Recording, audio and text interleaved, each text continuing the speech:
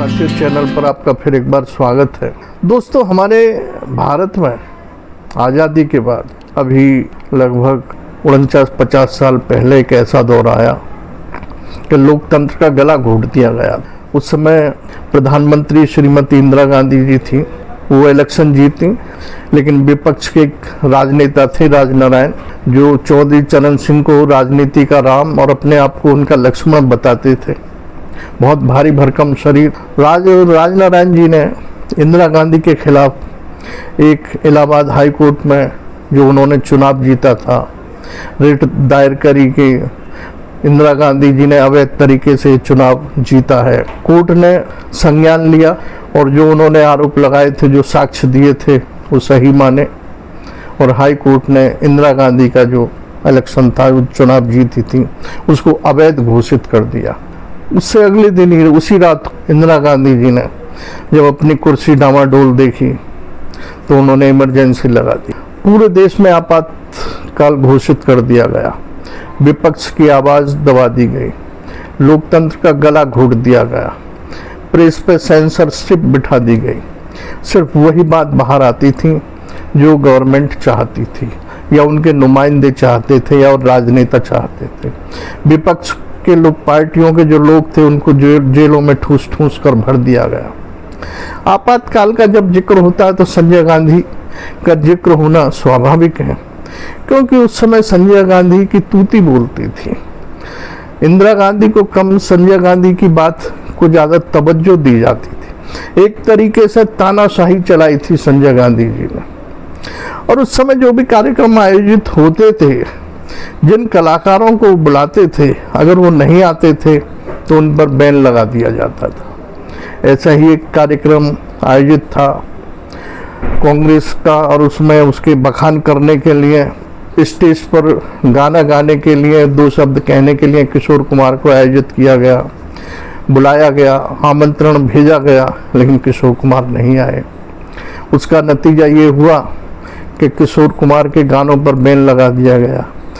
न तो रेडियो पर, न दूरदर्शन पर उनका कोई भी गाना सुना नहीं जाता था, रिलीज ही नहीं होता था, प्रसारण नहीं होता था। ऐसा ही वाकया देवानंद के साथ भी हुआ था। देवानंद जी को भी बुलाया गया था एक कार्यक्रम में, वो किसी कारण बस दूसरी जगह व्यस्त रहने के कारण या उनका आने का मन नहीं था, उस कारण वो नहीं आए जिस कार्यक्रम में उनको बुलाया गया था। बस यही बात संजय गांधी को और उस समय के जो प्रसारण, सूचना प्रसारण मंत्री थे वीसी शुक्ल, यानी विद्याचरण शुक्ल, उनको नागवार गुजरी।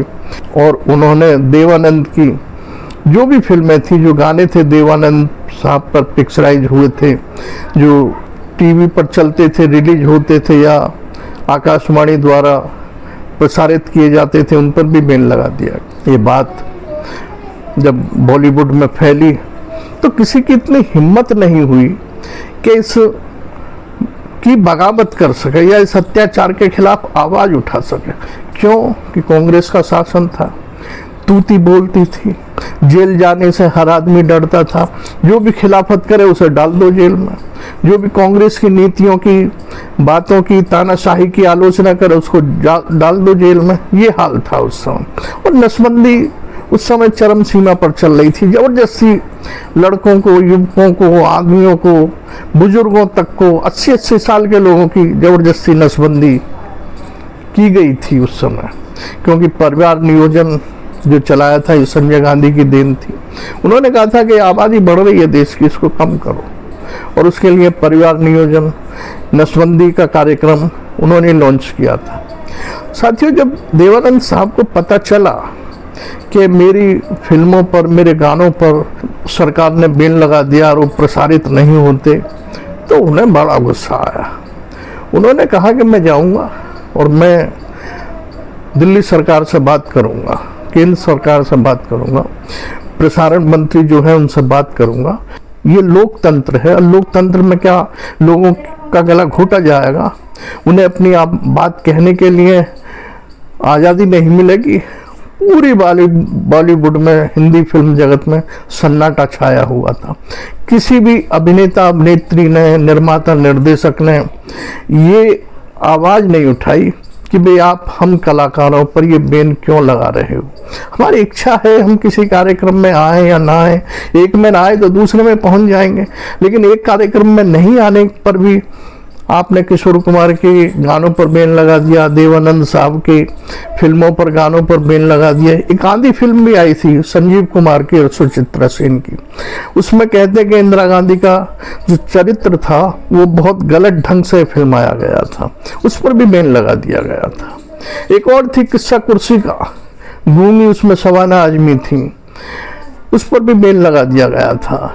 साथियों, जब देवानंद साहब को ये गवारा नहीं हुआ, स्वाभिमानी व्यक्ति, वो दिल्ली आए, उन्होंने उस समय के जो सूचना प्रसारण मंत्री थे विद्याचरण शुक्ल जी, उनसे मीटिंग की, उन्हें बताया क्या और उनसे कहा कि हम कलाकार हैं और लोकतंत्र में क्या हमें इतनी आज़ादी नहीं है कि हम अपनी बात कह सकें।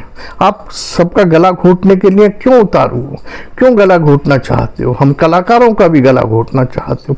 हाँ, उनका गला घोटिए जो आपके खिलाफत कर रहे हैं, जो आपकी आलोचना कर रहे हैं, बात तक तो सही है। हमने कभी आपकी आलोचना तो नहीं की, आपके कार्यक्रम में ही तो नहीं आए हम, आपने बुलाया, हो सकता है हमारी कोई व्यस्तता हो, घर में कोई बीमार हो या हम स्वयं बीमार हो, नहीं आ पाए, तो इसका मतलब ये है कि आप हमारे जो फिल्में हैं, गाने हैं, उन पर बैन लगा दोगे।